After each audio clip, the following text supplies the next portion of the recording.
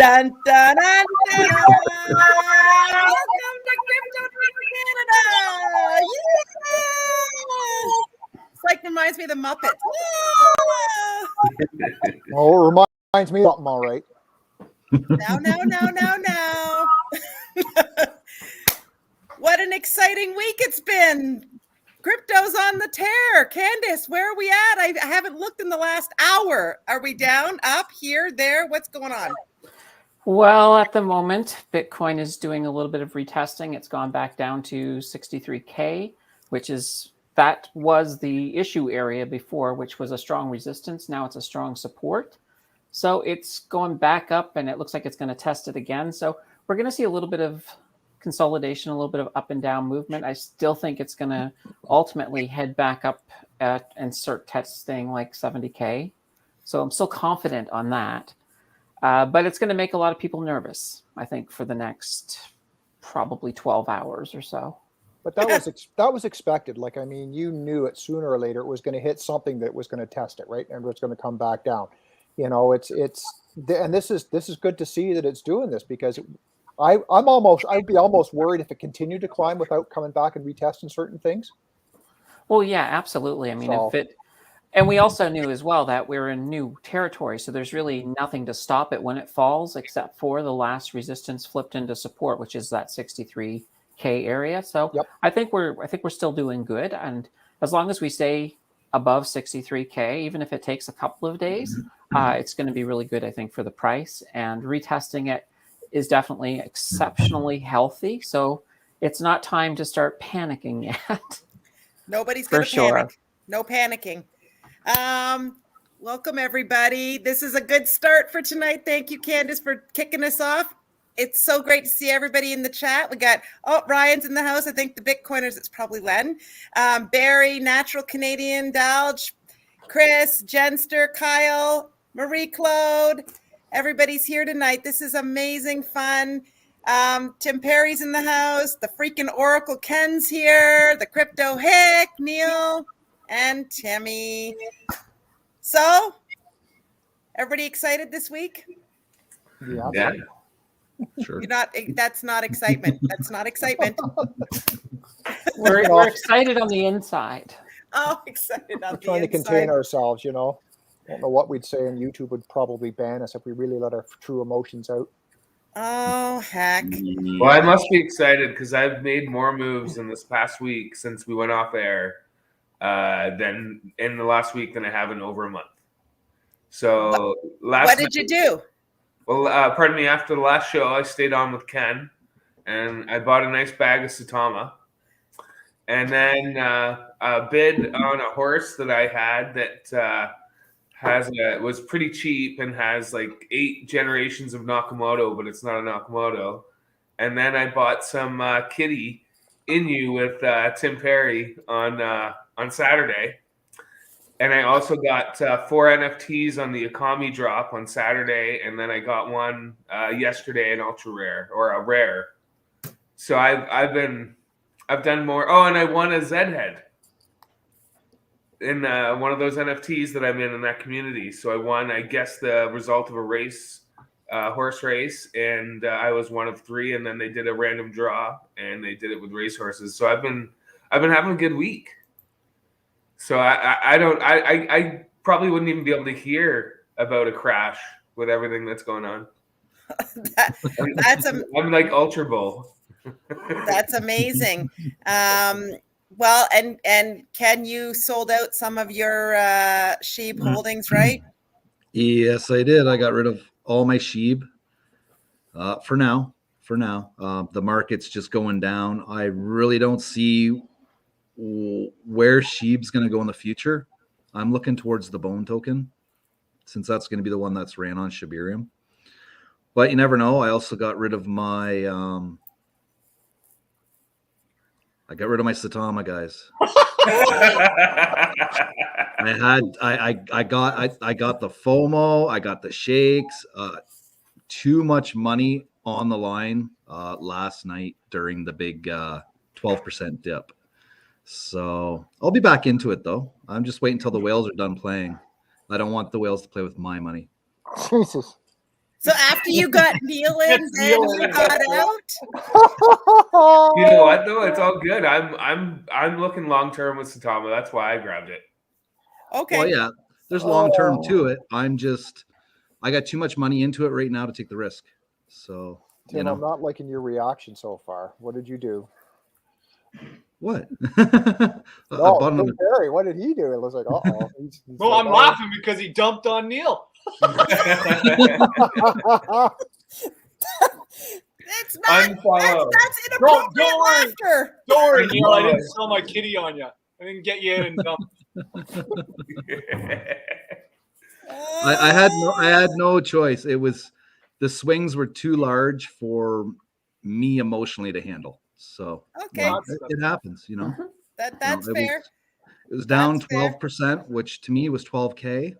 I can't play with that. That's not chump change. So, you know, Nope. I got to pull a position to keep myself safe so that when I do reinvest, I'm at a better level-headed minded gameplay for it.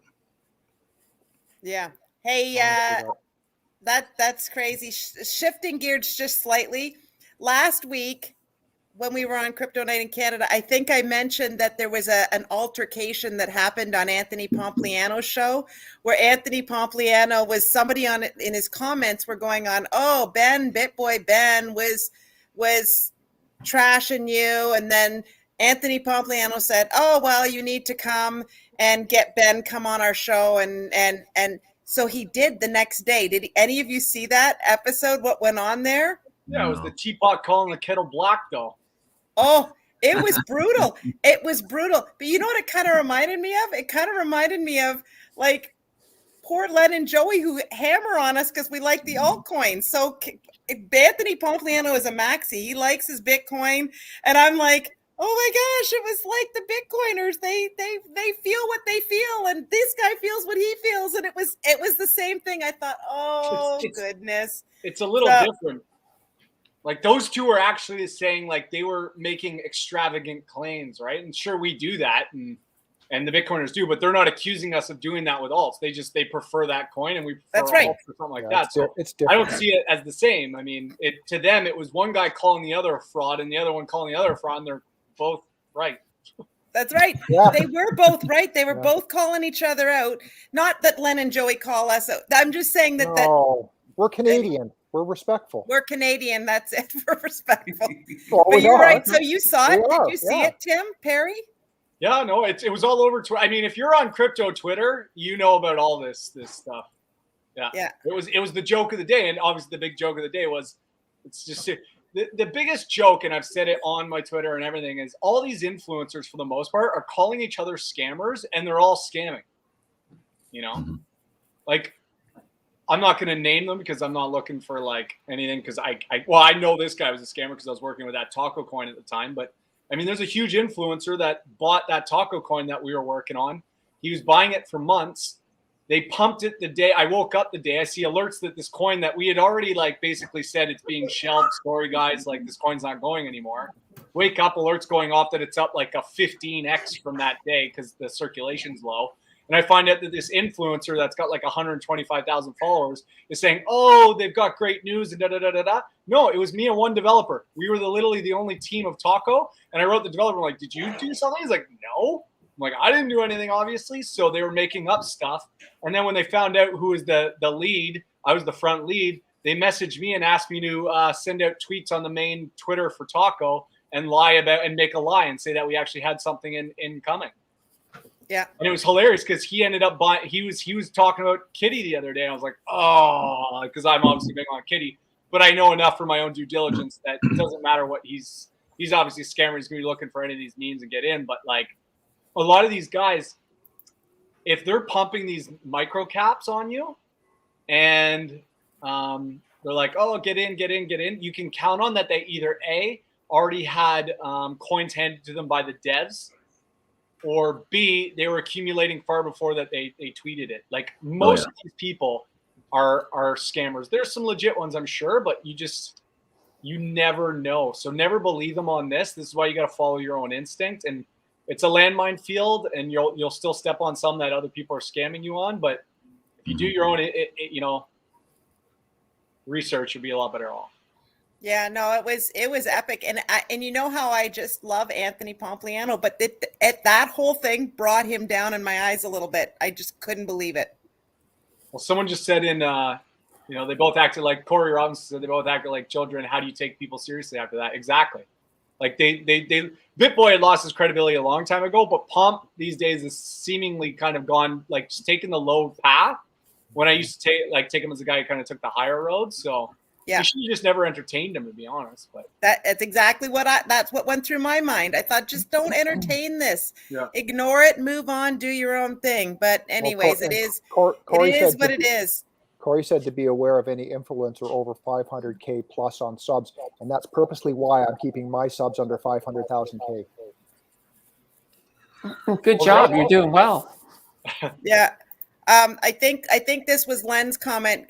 This is again switching gears, moving over to inflation. It says good news for those living in the U.S. The transitory inflation hit 6.2%. Good thing it's transitory, and we can soon put it in our rearview mirrors. I will tell you right now that that I know the Dairy Board just sent us a listing. Milk, and this is baseline milk, is going up to 8.89% or 8.9%. And that is the baseline. Anything with a higher milk fat content is going up higher. And that will be implemented in early February, I think, end of January, early February. So if you like cream, if you like cheese, anything with a high milk fat content, you're going to be close to 10% increase on that. So 6.2% it's just nuts.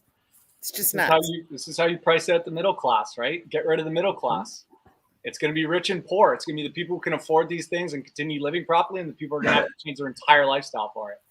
And I've been talking about a few people, Kyle and Rohit and Neil today, but Evergrande did like just that minor, like that, there was kind of fighting with that. Like all of a sudden, like I saw two things today in the period of an hour. It was that they had defaulted. And then an hour later it was like, oh, no, they paid the late interest. But just that alone was shaking up, like everyone was shaking, Well, Tim, I know it's probably Len, and he's talking about the interview that they had today with. No. It's the restaurant he's referring to. And I was going to send him that today. It's a place. There's a couple of places, and they're huge. They into Bitcoin and stuff. We got to go there. It's on Wellington Street in Toronto. Oh, excellent. Well, I will tell you, I got two other notifications today. So they're coming in fast and furious again. So there's a glass shortage. Have you guys heard about the glass shortage, which is what's causing some of these food items that we keep discontinuing or keep getting discontinued because they can't get the glass that they need in order to put the food in the glass jars. So that's a problem. And then actual glasses. So Libby, which is one of a big glass manufacturer, they make a lot of the bar glasses, beer steins, or the beer glasses that we used to pour beer. Tim Perry knows this. Wine glasses, stemless glasses, rocks glasses, all that sort of stuff. We're 4 to 6 months before there's so many things that are out of stock. So we were trying to come up with stuff that they had that we could sell, but you'll start seeing that in retail shelves because if you go into Winners and things, Libby has if you go to the wines, like the glassware section, that's Libby has that stuff. All of that stuff is now going to be harder and harder and harder to get a hold of. Disposables, packaging, straws, anything plastic.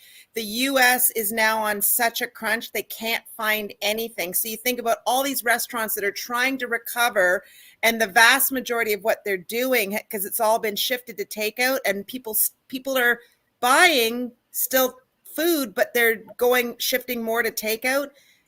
These restaurants are struggling. They can't get anything. So they're saying, I will take anything, whatever cost you can send it to me. So they're going to transfer all that cost onto the end food guy. We are talking 6.2% in inflation is a joke.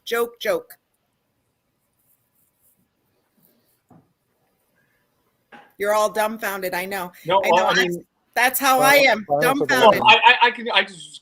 thought maybe someone else wanted to talk. The laundromat that I go to, they've got a huge notice out front. Like, you can't go there during the day anymore because some of their like washers and dryers are broken and they can't get any parts. And, like, because of supply chain. So I go at night. I go late at night now when no one's around, because obviously I wouldn't get one during the day because they're lacking. Then I went down to the street and they're not as bad, but they're starting to have the same problem too. 2 fast food, Wendy's and Dairy Queen near me now, they don't do indoor dining anymore because they don't have enough staff. So you have to go through the drive-through the whole time because obviously they don't have people to clean, or they don't have enough to take all the orders. So yeah, I'm actually personally starting to see it now. The Mazda dealership down here is empty. There's some other ones that are across the street that are more like used cars. They're still pretty good, but yeah, I'm starting to actually see it. And that's, the Evergrande thing's nothing new. I mean, obviously it's coming from China. So like Neil was talking about, like, we were just entertaining different scenarios today. He's got a different one. I got a different one, but you got to entertain them all. But if anything, concrete came from that, you've got a lot of Canadian banks that are in tight with China and Evergrande and all this developing and all the, condos and stuff that were literally Chinese, investments in Canada alone. What's our real estate, market propped up on? Nothing. So if Evergrande was to go down, they defaulted, man. Holy, like. No, it's a house of cards. Here's the other thing. I was talking to one of the vendors I rely on for information. She's very high up in her company, and she's trying to get her spring buying done. So she was talking to her contacts in China, and they have these rolling blackouts. I know I've talked to you guys about it, but it's not being advertised nearly as bad, like to the extent as bad as it is. So 40% of the world's seafood comes out of one state, I call it a province or a state in China, one region in China. And right now they're in rolling blackouts. So she's trying to get her orders in for spring. So when I was asking her to predict out, like what I'm asking is for forecasting. So what am I forecasting so I can start telling these long-term care facilities and retirement homes and the people I service what they're looking at and what we should be putting on those menus?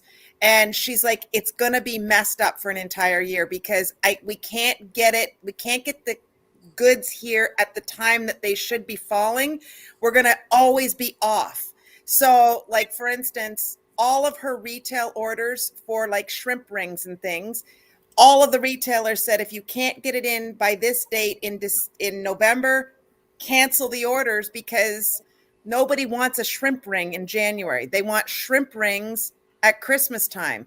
So you're going to start to see, you're not going to be able to, if you see shrimp rings now, and that's something that you enjoy at Christmas, I'm telling you right now, you should pick it up, because she's the largest importer of seafood for Canada. She goes, we just had to cancel that shipment because it won't get in on time. So now they're trying to buy for like the Lent season and for Easter. She goes, we're going to miss that too. It's going to come in, but it's going to come in at the wrong time for the wrong stuff. So she goes, this whole thing is going to be messed up for a solid year. She goes, it just is. And Vietnam, where they do a lot of the manufacturing, people think that manufacturing is being done in China, is being done in Asia, but Vietnam is still in a lockdown situation as far as COVID. So essentially we're in a world without shrimp. Yeah. Don't even get me started on turkey either, because it just makes me frustrated. Anyways, so all this being said, which is all started by Ledn talking about inflation, the whole point of getting into crypto is you're going to need to have assets that grow faster than what's happening in inflation. That's what we need. That's why we're all here. Well, you know what? And I was talking to someone about this the other day too, like just being like even sitting in Tether or USDC or anything like that, like, think about Venezuela. I don't think we're going to get to that anytime soon, but just think about they just throw their their money on the ground now because it's worthless. So at some point, inflation is going to kill the dollar and kill like fiat currencies down. You could just sit and you'll basically be making money, or at least like doing better off just by sitting in stable currencies on the crypto side and just getting out of any sort of currency that's about to get hit hard by inflation. Right. You know, and Venezuela and all these things, like that's why whatchamacallit there, El Salvador and stuff, I think they were learning from where Venezuela had already been. They didn't want to go that route. Now they're you know, I don't know if they're flourishing yet, but clearly they're going to make it out a lot better than some of these other countries that are just, you know, nothing to see here. Yeah. So Candace has an update and a little presentation on DOT. Are we going to do that? Yeah, let's do that. Okay with that? Yeah. Okay, you want me to add it? Absolutely. Bring it. We actually have it working this week, people. So this is great. The thing with Polkadot is I think a lot of people just don't get it. So that's what I kind of want to do here is I want to sort of explain what a layer 0 ecosystem is. And tomorrow where parachain auctions are starting, I also want to sort of touch on that a bit just so people have an idea of what it is and what this technology can actually do. So let's start, we'll go over the basics very fast. So designed by Gavin Wood. He is the guy who came up with Ethereum. And after he made Ethereum, he was thinking, okay, there were some things about Ethereum that I would have made differently. And that's where the white paper came for Polkadot. So there were 6 key improvements that he wanted for Polkadot. The first was true interoperability, so cross-blockchain, so blockchains being able to communicate with each other. The second was economic and transactional scalability via validators. So basically being able to make changes on the network fast to basically create agility in the marketplace. Easy blockchain innovation, and that sort of ties into the last one. Forkless and future-proof, so that when they do make big changes, it doesn't fork into a different blockchain altogether. And security for everyone. And last but not least, user-driven network governance. So those were the things that we're putting in. Now for today, we're going to mostly talk about that layer 0 function. And this is not going to be a long one. We're just going to sort of zip through this and then we'll talk a little bit about it amongst ourselves. So when you look at Polkadot, the central part of your Polkadot is called the relay chain. So the relay chain is the core to Polkadot. And how Polkadot will work is from the relay chain, we've got shared security, consensus, and cross-chain interoperability. So that's the function of the relay chain. So what we do with Polkadot is you probably heard the word parachains. So a parachain, and you can sort of see this right here. So this is a parachain. It's basically an addition that attaches to the relay chain. What the parachain does is it gives us sovereign blockchains, meaning that each parachain can be different. They can also have their own tokens. And you're going to see why that's really important here in a moment. And in addition to that, they can optimize their functionality to however they need to be suited. So whoever owns a particular parachain can optimize it to work for the function that they want to give it. Now we also have these things called a parathread.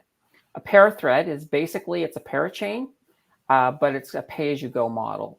So it's kind of neat. It doesn't need to have continuous connectivity. So if somebody has an application that doesn't need to be updated to the relay chain a lot, then they can go with a parathread if they also want to sort of put some monetization in there as well. Now, here is the thing that brings about layer 0 functionality. It's called the bridge. You've probably heard parabridge. So what a bridge does is it will attach itself to a parachain, which attaches to the relay chain, but the other end of this bridge can attach to other crypto coins. So in this example, we have it attached to Ethereum. So what this will allow is it will allow these different parachains on Polkadot to be able to communicate to Ethereum.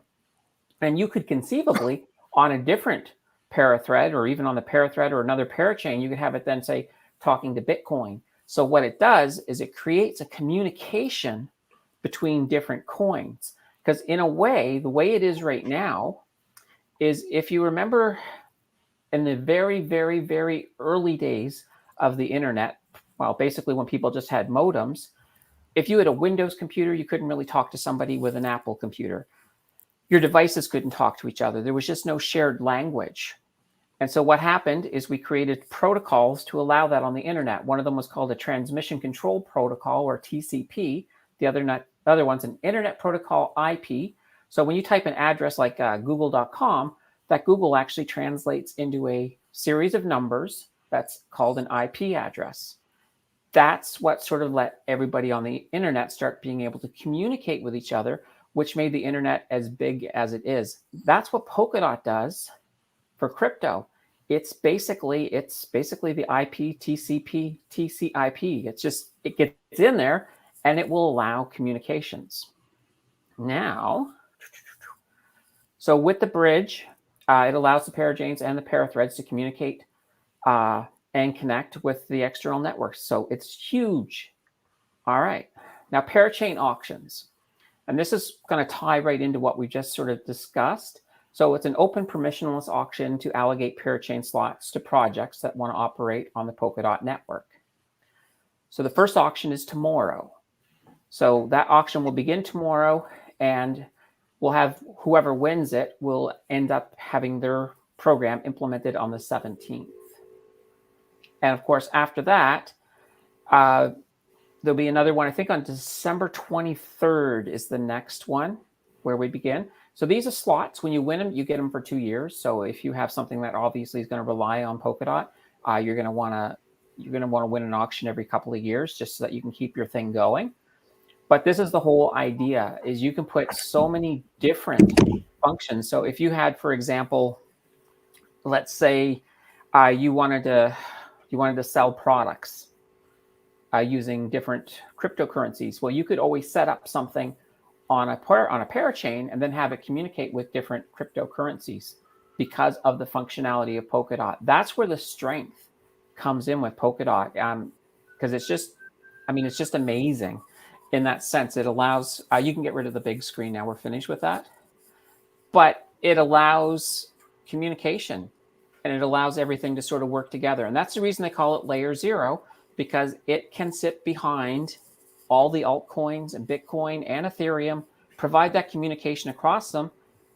And the fact that it is that powerful is the reason why I'm so bullish on Polkadot, because it can do insane amounts of things. And even with these parachains, you can have 2 parachains working at the same time. So you can get parallel stuff happening. The fees are low. It's just an all-around great coin. Is there any particular reason why it's for 2 years per? That I don't know. I don't know the exact reason. What happens if you build something that's very successful and then you don't win, and then all of a sudden you're knocked out of there? Well, I'm thinking there's going to be go to Ethereum, and then you lose customer base because of the fees, right? I don't think that would happen. I think, for one, they're just starting to open these parachains, and there's going to be so many of them. By the time your 2 years is up, I don't think it's even going to be an issue. It's probably more or less going to be almost like a renewal. And that's just, they haven't really thought that far ahead. Well, they have, but they haven't really talked about what happens in 2 years. Okay. But I do know that they're starting to open them up. They're going to open up faster and faster. And this thing is just going to explode over the next year and a half. Mm-hmm. I think part of the 2 years is that you have to lock up Polkadot for that time.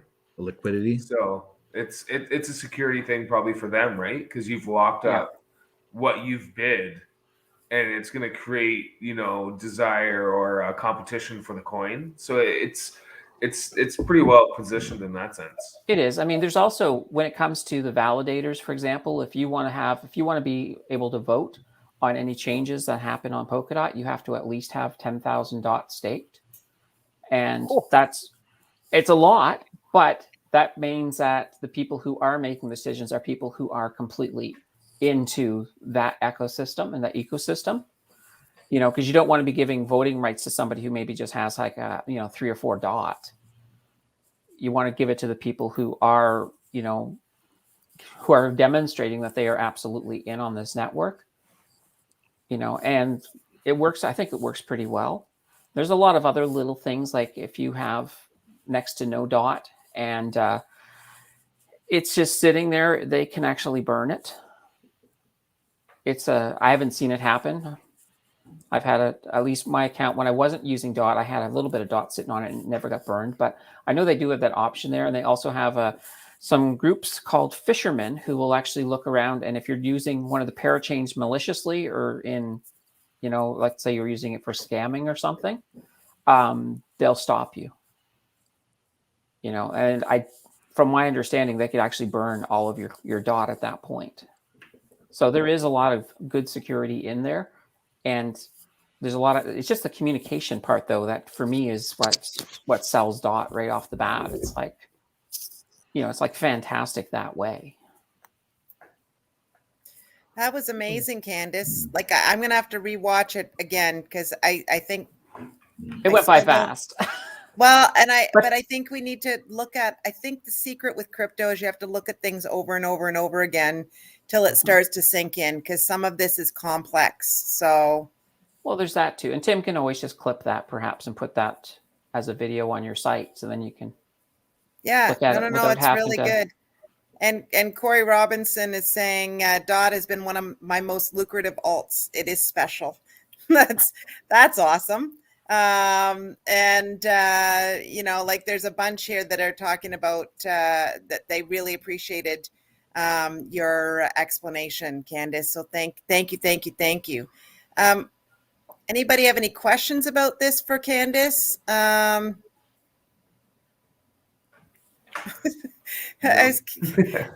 reading through mine.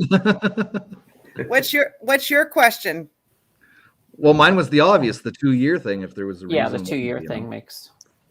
Yeah. The other thing, Corey Robinson is asking. So I'm trying to read the comments.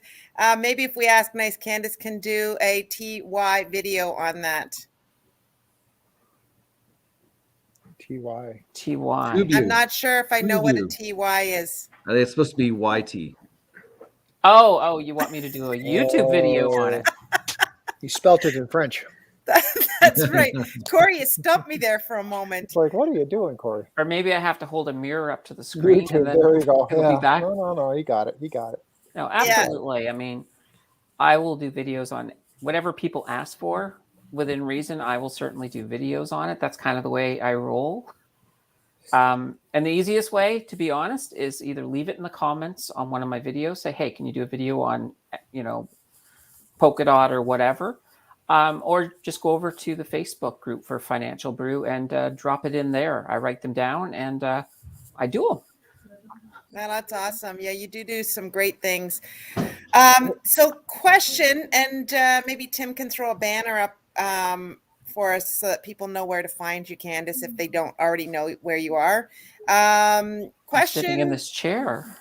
I know you're... That's almost as bad as Tim's dad jokes. It was pretty bad, I know. So I want to know, there's been some comments here talking about that and I'm not sure because I can't figure out where the conversation started, but I'm going to go maybe back to Corey Robinson. He's saying, or he's asking somebody, where is the news located on KuCoin's potential ban in Ontario? Are we hearing that another exchange is being banned? Like, we don't have Binance, so I never heard nothing. Not yet. I haven't heard anything either. Maybe it started with Panda, because it looks like Marie Close said, are you kidding, Panda? Why Ontario only?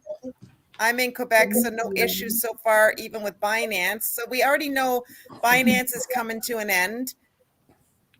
But yeah, even that, how are they going to tell? How are they going to tell if they're buying and selling things? KYC. Unless you have like a fake driver's license. Then KuCoin won't happen because KuCoin's not KYC. That's remember I told you guys about the KuCoin pump that was going to come? I said it a few shows ago, I said everything's going to go ham on KuCoin. Guess what, guys? Everything on KuCoin's going nuts. KuCoin as a coin's going nuts. Like, everything's going nuts on KuCoin because it doesn't have KYC. So people and they attract that, and then they go after all the small caps. Yeah, everything I'm seeing about KuCoins from back in June and July. Richard's saying KYC for KuCoin. I've never had to KYC on KuCoin. I'm on KuCoin. Yeah, and the reason this happens in Ontario and not other provinces is that the actual security commissions for each province, it's provincial. So, for example, in Ontario, we have the Ontario Security Commission, and they get to choose what regulations they want to bring in when it comes to everything investing from stocks right up to crypto. So that's the reason the Ontario Commission, they're just being a little bit strict when it comes to some of these exchanges. Well, that's why Metamask is coming out. It's coming out just for the Ontarians. It's to help us all. I've heard Coinbase is coming to make their little home in Ontario for Canada, and that's really? That's what I'm hearing. Yeah. Well, I think Richard Sunday was trying to say KYC is 100% why we can't buy on Binance. I don't think he means it for KuCoin. Okay. I don't think. And Richard, if I'm putting words in your mouth, you can just tell me. Yeah, my bad. I read it wrong. That's okay. Ken, do you have a funky shirt on tonight? What's that? You want to see my T-shirt? You got a funky what's your shirt T-shirt on? say What have tonight? you got on Look at this T-shirt. Look at this.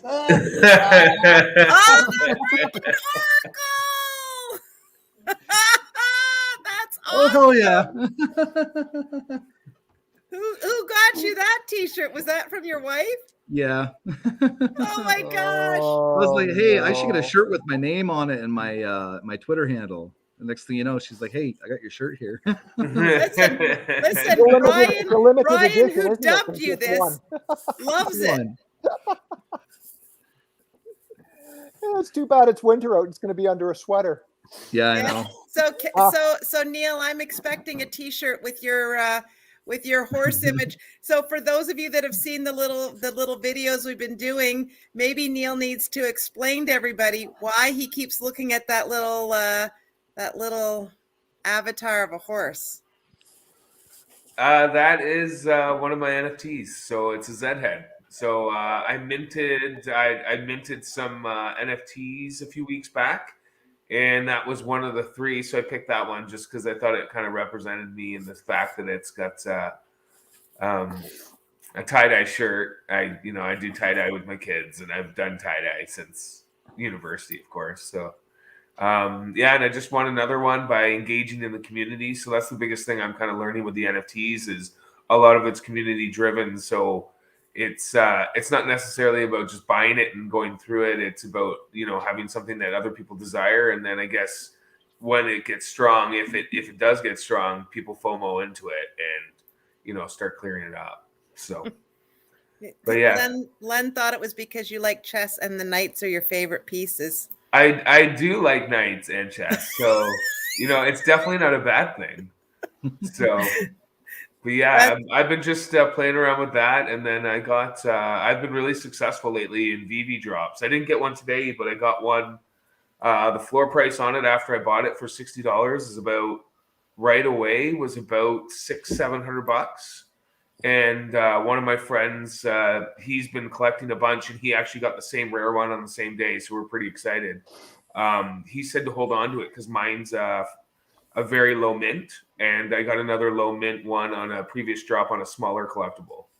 And I've been playing around the app, and I'm really starting to get bullish on VV and Omi again, just because I'm playing around in the app.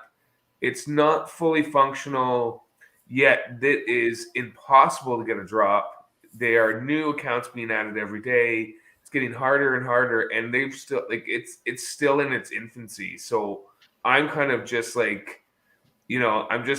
collecting anything I can. So the tips for VV, I'd say, is log into the app an hour or so before the drop and stay in it.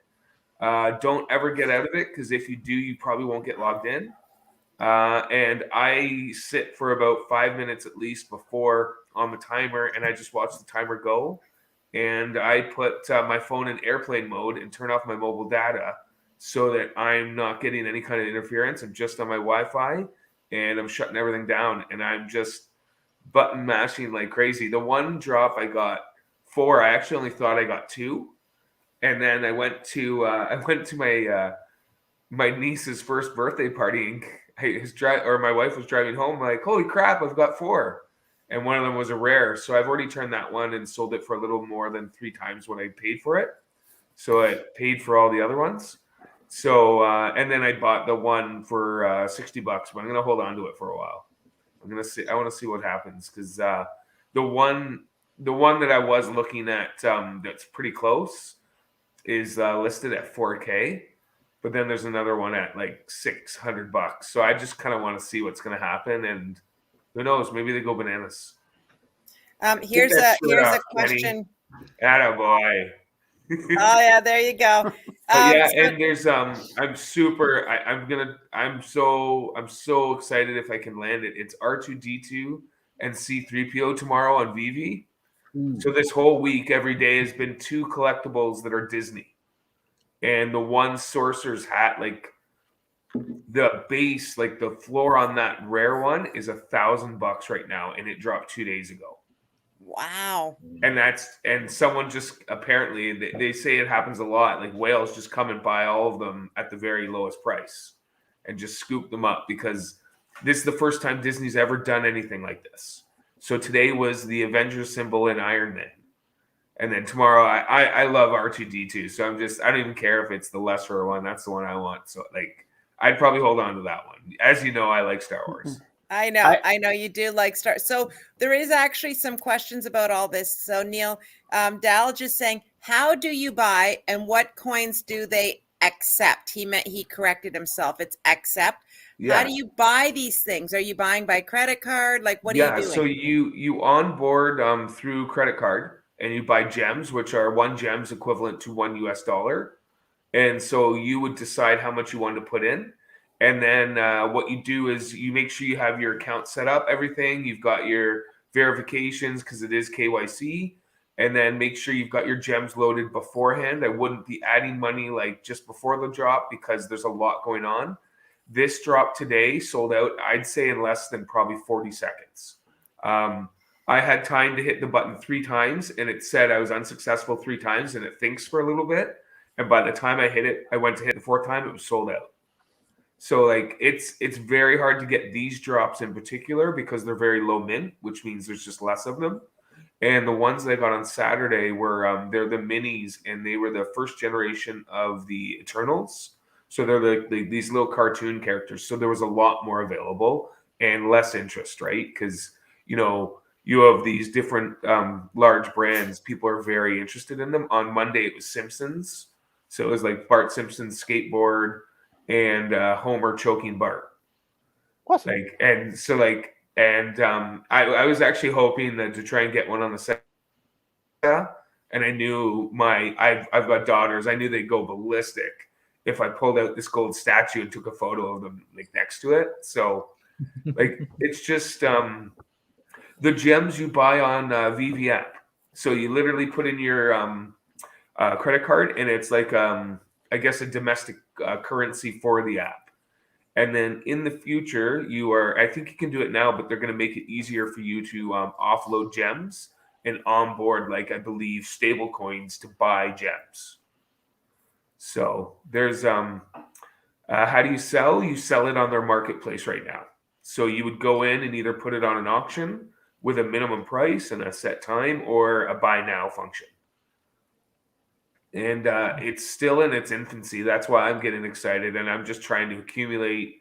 I'm not super interested in doubles. I know they might be worth stuff, but I'm just trying to, share stuff with people and have some fun with it.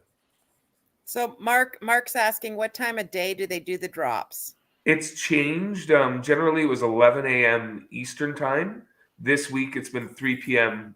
Eastern time, and I think that's because the West Coast, Disneyland or Disney World, which one's in California? They're right. So I think that's why they pushed it. But it's the one tomorrow's at 3 p.m. and then there's one on Friday at 3 p.m. And then they've got a whole series coming out in the next 2 weeks. So it's like it's pretty busy. There's lots of drops, whereas before it was like weeks between them. These ones are going pretty good. Marie Claude said the last time I tried and I didn't even have time to see the buy button, sold out in less than 1 second. Yeah. Sorry. Yeah. So the way that you can probably get through that is make sure you're in the app beforehand, because if you're logging in, it's always taking time, because a lot of the time when I was first trying out and I was getting frustrated, and that's when I stopped kind of doing it. I was trying to log in like right before the drop. So once I started logging in and taking the time, it was working. Yeah. So Kevin Hanna is saying, is there any memes of World of Warcraft? So we got a World of Warcraft fan here. I don't know. That's an interesting one, though. I'm sure there can we talk a little bit about what Rohit is asking here? This is Tim Perry's friend, Rohit. Move to Immutable X will be a game changer for OMI. I didn't even know that they were moving to Immutable X. And why will it be a game changer? Can I just get a little bit of an explanation on that? I don't know a ton about Immutable X, but it's just a larger platform to sell. So right now, to transfer your VV app or collectibles off the app, I don't know if it's functioning. So they're going to be moving to Immutable X, where you could show and sell your collection. I haven't done a lot of research on it, but it's just an easier way for them to, allow people to share their collection, sell, trade, things like that. I think there might be a trade function, which I think would be super popular with people, being able to sell or trade 2 or 3 that you have extra for this one and that kind of thing. It's like just no bubble gum. Hey, listen, we can end Crypto Night in Canada because Journey has talked about HBAR. Dun, dun, dun, dun, dun. Don't forget to subscribe. Journey mentioned HBAR. We're done. So Journey's all excited about HBAR going to the moon. Do we have any update on HBAR? I haven't looked at that one in a while. Zero gas. I love it, Rohit. Nice. That's big. Zero gas, right?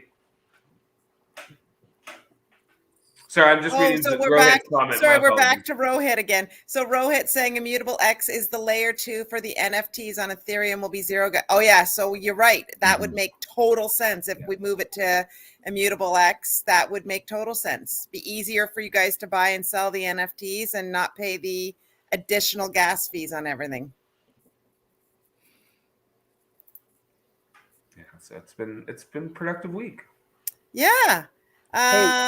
Tim Perry, you're really, really super quiet tonight. What's going on? I'm just letting everybody chat. I can't talk all the time. Even though he encourages me, he hates NFTs. I don't hate NFTs. I like Zhead, and obviously I told you my plan for Zhead is once this market goes bear, I'm gonna get into horse racing. So no, I like it, but I still I don't see. My thing is right now, especially, and I don't know. Right now, I'm doing okay with this, but I told everybody don't be in NFTs, and NFTs right now, people are going broke right now. Mm-hmm. Like they're illiquid. A lot of people are losing a lot of money because everyone shifted back into altcoins. Right? Should have known that it was a bubble when, Actually, it was funny. So Kyle knows this even earlier today. I'm like, I think Bitcoin had just dropped like a little bit, and I told Kyle, I'm like, we're due for a dump, and he's like, why? I'm like, because we were getting euphoric. I'm like, I literally didn't even have to be a charter or a TA guy. I was just like, we just had like this high for like 4 days. And I was like, man, we're due for a drop because we're too high right now. Got to kill our buzz. And then obviously, just like Candance, I actually called. I told Kyle, I'm like 63K. That's our number. And then off we went. Yeah, but all these predictors. So Plan B, that's his name. I always get tired at this time of night. Plan B, he says that they are his prediction. If we don't get moving soon, we're not going to hit that prediction where he said I said this before. I said if we don't follow that, because I was starting to think like an end of bull market and then a pretty vicious bear market. So if we don't hit that, then start preparing for earlier exits than what we were talking about. You got to stay fluid to what's happening. So this brings up my question. So Tim Danter and I had been having some chit chats about taking profits and when to take profits. And I know Tim's done a video with Nate Palmatier because he's got a whole, no, you're making a face. Are you not doing that? It's gas. Pardon? I lose my train of thought so easily. You know Just be this. happy you're not in the It's same room as him. So not. Hey, It's so Tim not, just changed his name to Texaco. Oh, that's another bad dad joke. You're all rubbing, Tim, you've rubbed off on them. They're all now doing you. We are Anyway, learning from the master. So we'll Well- go back to the question about when to take profits, because I was talking to Mark Lazarick, who you guys have seen on the channel before, and he's all into XRP, and he's got his numbers, and he knows what his exit strategy is. And he said he learned a big lesson from the spring, because there he was sitting way, way, way up, but he didn't take profits because he kept thinking, oh, it's going to go higher. It's going to go higher. Now he didn't lose anything because he's held on to his bag and he's carrying forward. But now it's like, what is your exit strategy? So I'm thinking, we really need to talk about this a little bit. It depends what, like in May, obviously, when it happened, I went into USDC hardcore, right? And then I bought back in August. So, I mean, I guess essentially you could call that taking profits. So, you know, what I would advise anybody is if they're really feeling shaky, you get into USDC and just sit for a bit. And then if you really want to move from there, but like, don't get too drastic. You know, you can just sit in USDC or Tether or something like that. And you can do stable farming and you can do stuff like that, or stake with your stables. Impermax now has one-sided liquidity providing. So if you didn't want to be in the volatility of impermanent loss and stuff like that, you could just provide a single-sided and usually do pretty well there. So you could still survive a bear market now. Like I said, you could. Some of these gaming NFTs could be pretty cool. So are you saying that you believe we're starting to turn into a bear market now, Tim? No, not yet. No, I still don't. I still think that like a blow off top of 200,000 plus is on the table. But I'm just saying you can't, you know, like I've been talking to a lot of people lately and it's amazing. Like everybody's just like dead set. Like, no, we're going here or we're going there. I'm like, you don't know for sure. And I've been here, like I've tried it. The biggest thing you can take away from anything that I've been talking about is all the mistakes I made. I've gone into six figures and come down into four figures twice since 2017. Like I've been beaten down hard. And that was because I refused to accept that we weren't going a different way. 2017, no. We'll go back up soon. Like it's crypto. It's different than stock markets. It's this. No, it acted just like another market, but 10 times even faster, you know? So, you know, the second time I got caught up in just technology and all that. Uniswap, swap started happening. And I just started doing degenerate hot potatoes all over. That's why I'm telling everybody, don't be moving all over the place right now. Sit on your hands and wait for the pumps to come to you. Anybody, you know, Kyle wants some love on Root DeFi. If you've been sitting in Root and DeFi and farming, they're starting to go. Double bottoms on that. Root just came out. Mainnet's coming out soon. DeFi's burning 20% of their circulation, which is pretty big. And now they're starting to pump. And also a lot of these coins that were kind of chilling for the last, all these small caps on KuCoin are starting to go. So let the pump come to you. In a bull market, most people lose money. You know, I've got a couple other buddies right now. One buddy's mad because he was buying into the FOMO the other day. But, you know, when I told you guys about Kitty, which was 2 weeks ago, that was when to get in. Or even when I was still talking about it. I don't want to talk about it quite right now because I think it's still going to dip more. So I don't advise getting in, but I think this is one of the biggest monsters that is sitting there. I think SHIB's about to get, you know, it's going to literally be Doge, Kitty, SHIB, or maybe SHIB, Kitty. I can't tell you that, but Kitty is not just a meme coin anymore, and I can actually share it with the crowd. I've got that little video for their trailer for their play to earn game.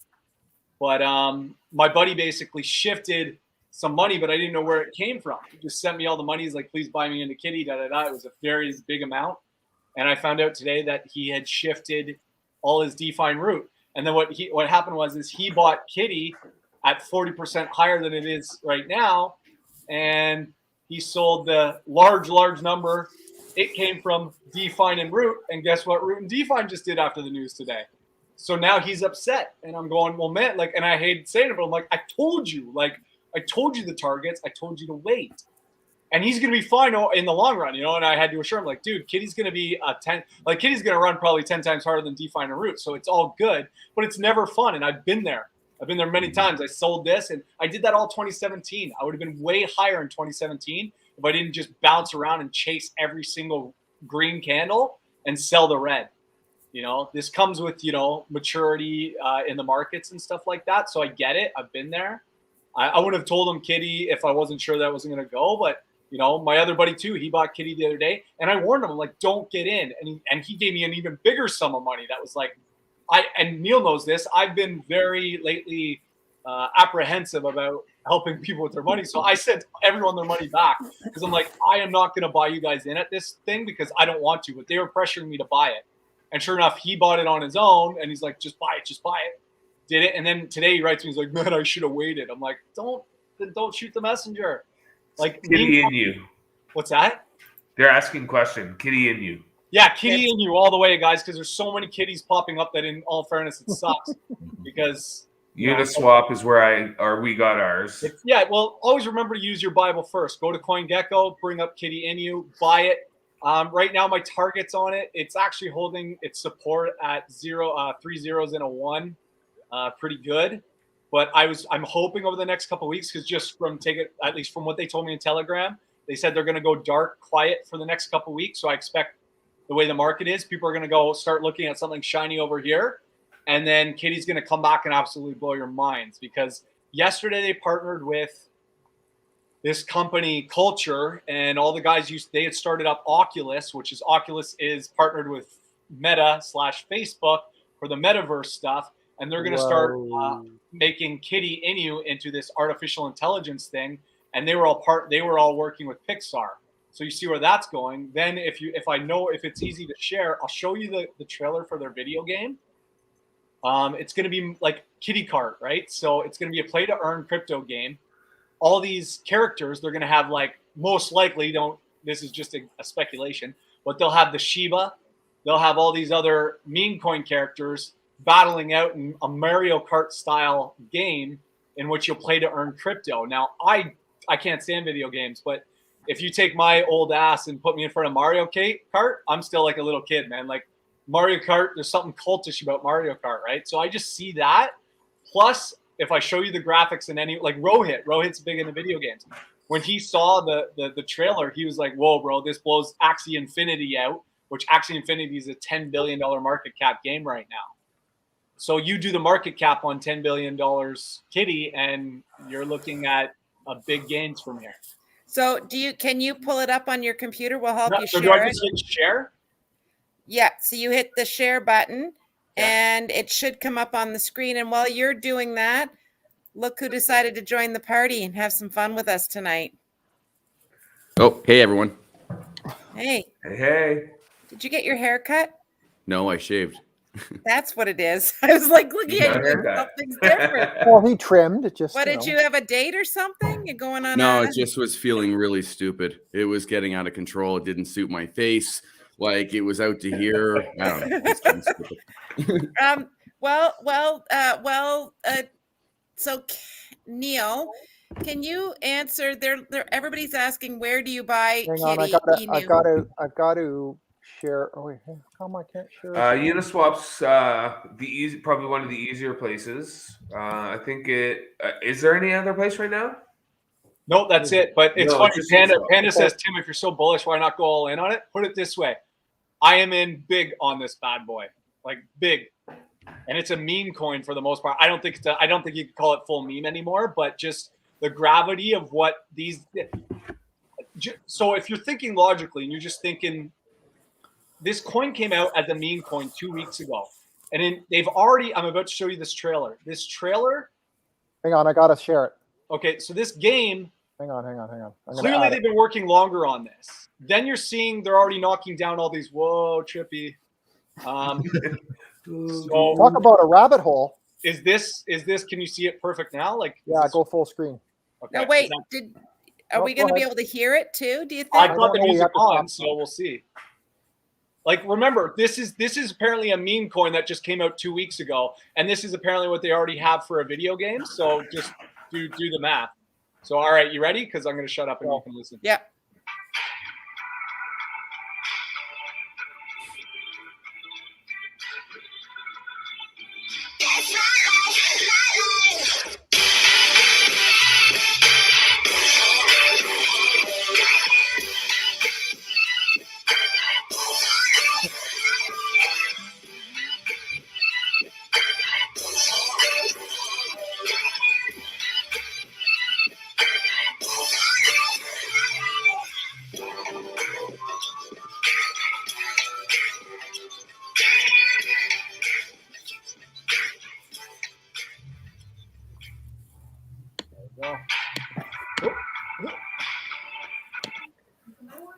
So is that a game then, Tim?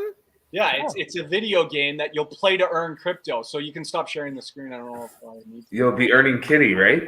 So most likely, yeah, you'll be earning kitty, but you're going to have obviously various other, big Shiba. I'm guessing it would only make sense that Shiba. Remember, ex-SHIB developers are on this team. So I'm hearing a lot of rumors that, when they first started SHIB, it wasn't ever expected to become this juggernaut that it is. So you already have people who have worked in SHIB and they've got Coinbase connections. They've got all this. So just start doing all the math. And then you just saw that video game. You think they just put that together in 2 weeks? No. Look at Axie Infinity. Rohit got me smart to this. Axie Infinity sucks, like graphics wise and all this. It's popular. It's making people money. That's great. But like the games, it's nothing elaborate. It's nothing crazy. And then you got this, which is professionally designed looking things. So out of nowhere, out of the blue, this random coin. And I've now listened to the SHIB dev, who by the way is a badass female. It's pretty much this is mostly girl-led team, which is cool to see in crypto. They absolutely are based like I've never seen. Like I listen to her and I'm like, this girl is smart. And she's executing, firing on all cylinders. Yeah, they've got 500K ready for just promotions coming in the next month, I think, for billboards and all this, that they're going to do all the standard meme coin stuff. I'm going to try and get into the playing part immediately. I'm going to try and be an early adopter. So I'm going to go after it both ways. And just for everyone else, they think end of November, early December, they'll get the Binance Chain Bridge going. And obviously that's where you see something like Catgirl, which was this TikTok fanatical meme coin. It did over 1 trillion% in a month. Over 1 trillion. That's as much as like SHIB did over the course of the whole year. But mind you don't have the liquidity to sell out with $1 billion if you made it in that. So once I think they hit the Binance chain, then you're going to, because all I see in tweets and Telegram is, when are you guys Binance? When are you guys Binance? Because most people are priced out, right? But I looked at it as, by paying for this gas right now, number one, I was doing bigger stacks. But by paying now, I'm paying for the early entry fee. Because I'm presuming by the end of the month, it won't be at the price that it's at now. And then once it hits Binance chain, who knows? But between Metaverse and then obviously the guys who are connected to Oculus, who used to work for Oculus, that is close to Facebook, and the one guy did work for Facebook. So they've got all these connections that is way too good to be true, to be in just a random meme coin at this random price. So yeah, I'm betting bigger. And the best part is right now, like, my plan's finally starting to, the madness is starting to look like there was some method to it. PBR, right? Polka Bridge, that's done an 8x since I called it a couple weeks ago. There's 500% defined farming for PBR. So my original stack, I'm now getting, I'm not going to say how much, but it's insane. So I've just been taking that and throwing it more into Kitty.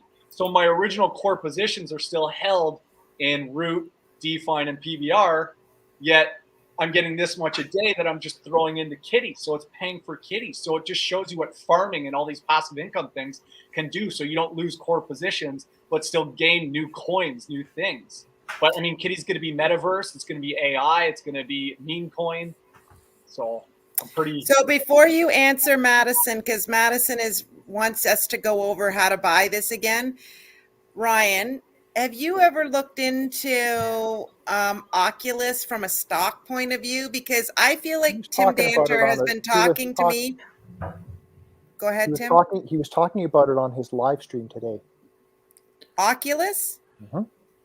Yeah, so not the stock, but I'm probably if I can hit certain goals on my end of things this year, I'm going to look into getting a full-blown Oculus 256 gig, so I don't need a gaming computer. So an Oculus 256, and then I'm going to get one of those 40-point haptic suits because I'm just going to go full tilt with it. And honestly, it's going to be freaking nuts. All of you, I went nuts on my live stream. I never put because I was afraid of a copyright, but I never heard of Ready Player One. I never saw the freaking trailer for it. I saw it, I swear to God, today for the first time. And I'm like, oh my God, everything Neil's been talking about for 2 months, just light bulb in my head. And I'm like, right down to the DeLorean. I'm like, anyway, I'm getting an Oculus. Did you get anything off the drops for VV? Dude, I don't know if it's because I'm working on Android and I'm not getting updates as fast or what. I know that Android gets them slower than Apple, for instance, in what I used to do, but like I can't get any single one of these drops. Like I can't get them. Like, let's put it we should video chat on one. I can't do it on weekdays. I take my break at work to do it. Dude, I'd love it if we could do that because I'm just sitting here and I'm like, every time it has me like thinking, am I wasting my time? And then I'm like, no, because the second these things are going are live, like they're going for 10x, 20x, like. And if you get a good one, right, you'll immediately have. I'm looking at trying to use one or two of them to build a purse to buy full collections for futures or to migrate to like Kitty. I'm actually thinking one of the things I want to do is I was thinking about selling this rare for as much as I could and then immediately going and dumping it in Ami. Honestly, take all of it and put it back into Ami for the coin. So we haven't seen like mainstream bigger YouTubers do this yet. And I figured out how to do this, but you totally need a standalone separate person to film and all this stuff. It's a 2-person kind of gig. Watch, man, when some of the really good YouTubers out there have the resources to incorporate NFTs in their videos, in their everyday life, vlogging. And it's going to be freaking nuts because I'm trying to work on it right now. And it's just, if I had someone, you're going to start seeing that stuff pop up with bigger channels. And it's going to be the coolest freaking thing, man. I love it. There was also big news that our friend posted in the group, or Tim did, about Metamask. Tim, did you want to talk about that? Yeah, that was me. Little bit of alpha. I can't promise that this is going to happen, but if you guys have a Metamask account, I recommend getting a couple other extra accounts and interacting with them. So AKA swap is what I'm maybe hearing, or at least do a transfer, do something like that, because MetaMask is most likely coming out with a coin. I heard about that. Yeah. And there's a good chance, just like Uniswap did and everything else before it, that they're just going to do an airdrop to everyone that's ever used MetaMask. Yeah. So you're suggesting that we should have a couple of MetaMasks? Well, put it this way. I knew a guy who had 3 different accounts that he was interacting with Uniswap. He got 400 coins each. That equals $30,000 today. Oh! For free, just for using Uniswap. So okay. MetaMask do you add that? So when you open your MetaMask, do you just add accounts or do you open up brand new accounts? You can add a different address. You got to have a different address that's interactive. Okay. So you can have 3 different addresses in the same MetaMask. But, right. You know, it's up to you. But, and I can't promise you anything, but it's a very easy 10-minute thing to do for you guys. And obviously, if, you know, to interact with it, if you guys are on the Matic side, you can move money around for 8 cents. Unfortunately, with ETH, it's going to cost you money just to interact. So do it recommended on like Avalanche or Binance Chain or something. But interact with it, do a swap with it, swap back, obviously, if it's coin that you want to keep. But just have a couple interactions because you never know.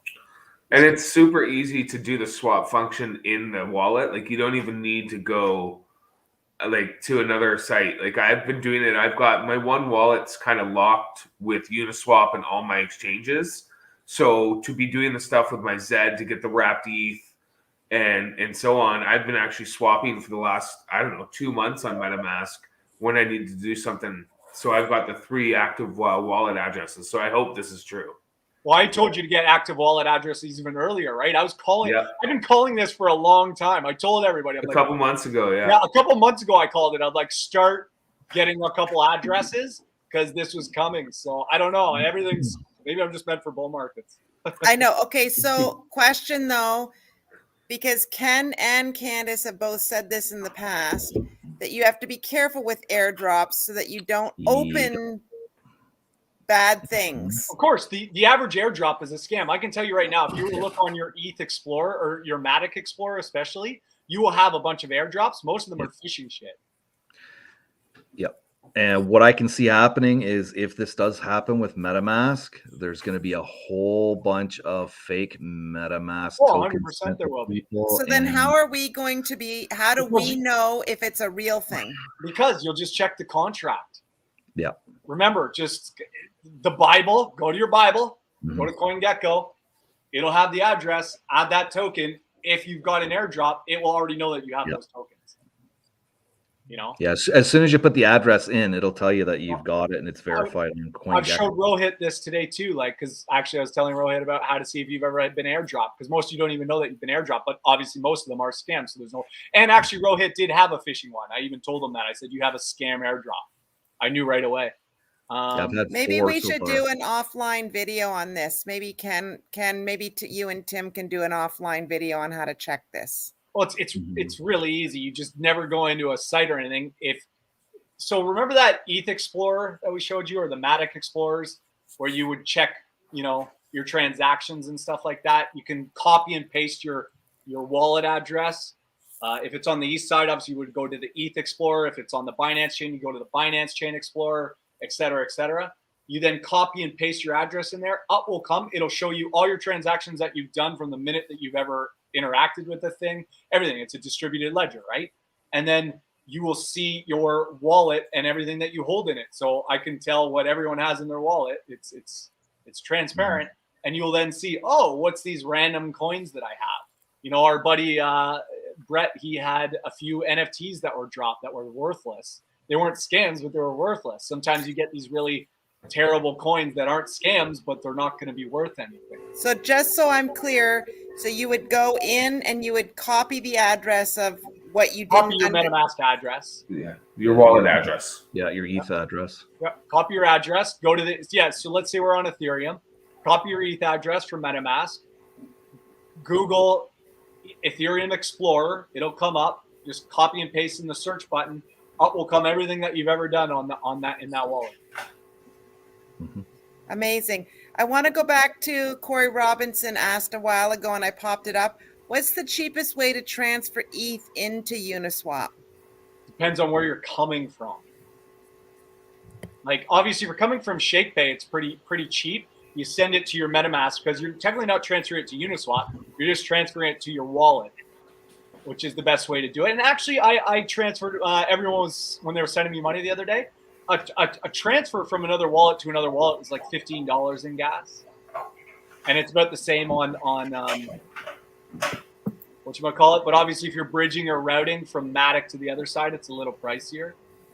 But yeah, once you get to Uniswap, because people are asking how do you buy it, listen to me carefully, or go to their website, Kitty Inu, which you can find in your Bible, CoinGecko, because there's a lot of things we just learned in the last few days. These meme coins do what are called taxes, right? You pay a lot more in slippage to get your coins. So with Kitty, with Kitty, it's 12% slippage that you have to change on Uniswap to buy it. So you're going to lose 10%, 12% of the coin. When it says, oh, you're about to get this, no, you're going to get 12% less because you're paying a tax. And a lot of people say that's a ripoff, but understand that most of these other coins we're talking about, like the Polkadots and that, they have a lot of venture capitalists and a lot of big donors and big investors behind them. These community coins like Shiba and stuff, they just started off the cuff, right? So when you pay the tax, you're actually paying for them to have money to promote the coins, pay for developers, stuff like this. So you have to look at it like that, like you're a part of the team in a way, right? That's why it's a community coin.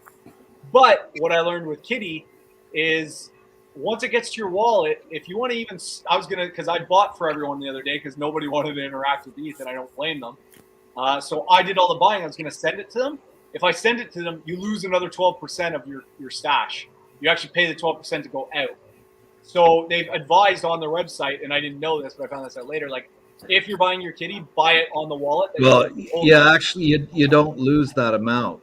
With the slippage, that actually comes from your ETH. And then the additional portion, whether it's 1 or 2%, is actually that of the kitty coin. So if it's 12% slippage and it's 2% for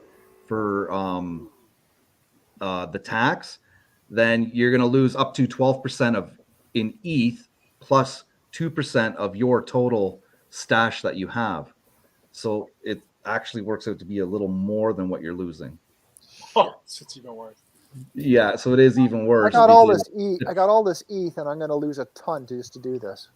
Yeah. Yeah, but at the same time, if you're talking about buying kitty, like I said, you're paying for the first entry fees before this thing goes on a centralized exchange, goes on Binance chain, because by then, I'm guessing by the time it goes on Binance chain, it's going to be at least a 5x from here. And that's not like, obviously I'm hoping it dips, but I'm expecting like a 305-ish maybe by the end of the month, hopefully. And then from there, who knows? Because once they hit Binance chain, they're just degenerate on those ones, because you can buy and sell and do as you please. There's a lot of people like $300 that want to buy this coin, but they don't want to spend $200, aka pretty much 100% just to buy it. And I don't blame them. But if you've got the money to play and get in now, then, you know, like we're already up a 10x from when I mentioned it 2 weeks ago. Yeah. And it touched off at about a 13, 14x from when I called it. You know, and that was the first day. You know, like I hope that we can look back maybe in a year and go, wow, remember when we mentioned kitty on the first day that it came out? I know that was a good call. I want to go into Kevin Hanna because I think he's fairly new into the nickel and dime crew community. So, Kevin, I wanted to let you know that I still find some of the things that they talk about confusing, but Corey Robinson's right. If you just stick with it, and we've done some videos near to the like earlier this year that Tim Perry we've done how to stake. I think we did a staking and farming one. We talked about the Metamask, how to do the Metamask. Go back into our YouTube channel, and I think I've listed it under Crypto 101. You just have to scroll backwards, and you will find nothing really has changed. Would you say, Tim? I mean, all that stuff we did. No, but back like, then. if he's new, like, you know, the number one, our first video was about safety, keeping your password safe, all this stuff. Some guy today actually through Discord. I guess he's a pretty popular influencer. He lost everything. His wallet got hacked. He lost it all, and we're talking like big time money. Yeah, so and people are donating. Yeah, no, and Kevin, Candace is right. If Candace does technical analysis, she does smaller, chunked up videos. Like we just do conversation here on Crypto Night in Canada, so we don't get into the details quite the way she does. Ryan's got Sunday Night with Crypto. We talk about everything and nothing. It's a show about crypto. It's a show about crypto and nothing. And so anyway, so you know, like it's a lot of fun. So he's asking about gas fees. Yeah, I totally didn't get that either. These are the fees you have to pay. Maybe Tim Perry can explain gas fees. Yeah, well, number one, also hack, like I told you, if you're looking to buy these things on Uniswap, doesn't matter what you're buying, but if it's on Uniswap, you can only get on Uniswap. Later in the night is cheaper to buy. Depends on if you have the FOMO and go earlier, but yeah, later in the night. But you got to look at, like I said, I wouldn't touch Uniswap for anything else. I knew what I still, obviously I haven't, this is not proven yet. I don't see how this thing's not going to be an absolute monster. So for me, it was like, I had to get in, and you gotta, it's like an initiation, you know, you got to take it. And I'd rather pretend that I just spent, you know, say if I put $500 down, it cost me $200 for gas. Okay. That's just $700 for kitty. That's what it is to get in now. Before, you know, I got in when there was, I think 600 followers on the Twitter site for Kitty Inu for their Twitter thing. And now there's over 11,000, you know, and that was just 2 weeks ago. There's 5,000 and something wallets. And you see this with every meme coin, but you just factor in everything I just showed you with the video and all that. There's no way this doesn't get tapped into a heavy metaverse play. Yeah, no, you know what? I think it's really, really exciting. And I think it's interesting. Caesar says, you know, that it sounds like we're speaking Chinese. I think we've all felt at one point that way. Yeah. I do. And I still think that there's got to be a way, and it's not, maybe not in Crypto Night in Canada, because Crypto Night in Canada, we're just talking about what's happening in the market and updating and some of the things we're working on and just giving some people some ideas to shoot you either down one rabbit hole or the other. But I still think fundamentally trying to explain this to somebody brand spanking new, there's a lot to this. And I think the big thing is, maybe a tip is just to take some money and start, because the second you've put a little bit of money in and you start playing around with it, I mean, the exchanges and the swaps and all of these things are quite user friendly. Like, they're not that difficult. Uniswap is not user friendly. Kyle, if you still hear, Kyle's buddy the other day wanted to jump in, Kitty. He didn't set slippage to 12%. He lost hundreds of dollars worth of his gas fee. It failed. So, like, on Matic, it's a dream. You know, you can, even if it fails, which I've had one fail, maybe two fails in my life, that's 8 cents gone. Well, at the time, it wasn't even 8 cents. But now, like, you know, on the Matic side, you can, bam, it's fast, it's quick. If it doesn't work, you lose 8 cents. But on Uniswap, it doesn't matter. Like, if you don't know your coin well, and there's other coins that are 3% slippage, some are 0.5. Like, if you're not aware of that, you just go to, like, you know, as they say, ape into a coin.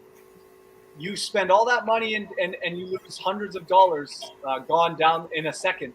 Well, I've done a lot of swapping using Uniswap, and I've only lost once, and that was $165. But that's a lot for one, yeah. But somebody that's done that 3 or 4 times, you know, $165, $200 a pop. Well, dude, you want to, when Uniswap first came out, and I obviously didn't jump on the ball right away. I jumped in about a month later on Uniswap because I was like, I didn't want to, I was being stubborn. I go on it and just kept failing, and I wasn't paying attention. I didn't know what anything to do. So I went on YouTube, saw slippage, changed it, still failed, still figured it out, but found out later, like, looked at my ETH, I'm like, man, I thought I had a lot more ETH, and found out like 2 weeks later, this is what happens when you're out there solo. I had probably blown hundreds of dollars and didn't even know it. You know, one day we're gonna look back at how much we paid in gas in ETH, and the ETH will be at like 15K, and you'll just be like, man, I would have been a millionaire just on paying my gas fees alone. Yeah. That's so true. That's so true. Well, this has been a great conversation tonight. If there's any other questions in the chat, feel free to pop them in there. We've got a few more minutes. I wanted to let you all know that we're going to try something very, very shortly. I'm not sure whether we can do it for next week or not, but we're going to try, and we're hoping the community likes this. We're going to try to do a virtual networking event. Now, it's really, really super simple. I asked Ken and Candace to jump on with me on Monday night, and we were playing around with it, and Candace learned how to block me out of a conversation. It was epic. And she goes, it was a force field. It was a force field. She set up a force field around her and Ken. It was a lot of fun. So we're hoping that all of you will be interested in. So we will do a shorter Crypto Night in Canada chit chat, and then we're going to put the link out, and you can jump on and come and talk to us live. And it's all, you get to control who you come and talk to, and we'll see how we make out with that. I think it should be really, really fun, and it'd be really great to see some of you guys and meet you like this, and have two-way dialogue instead of just written words. So come with your questions. If I can get it set up for next week, we'll do it next week, and we'll do a shorter Crypto Night in Canada and a little bit of virtual networking. Anyways, for anybody else, okay, I don't think there's any other questions in here. Have a great night, everybody. Thanks for sticking with us. Candace, that was great. Polkadot, I'm gonna have to watch it again. Neil, can't wait to see. You got to see your barn next week or something. You got to show us where you're at. It's still under construction, but we're getting close. Hey, everyone, don't forget to hit that subscribe button before you go. Yeah, See, we're and getting close. I almost even broke out into the Polkadot song. So luckily that didn't The happen. Polkadot door. Oh, The Nancy, Polkadot you said door. almost. You said almost.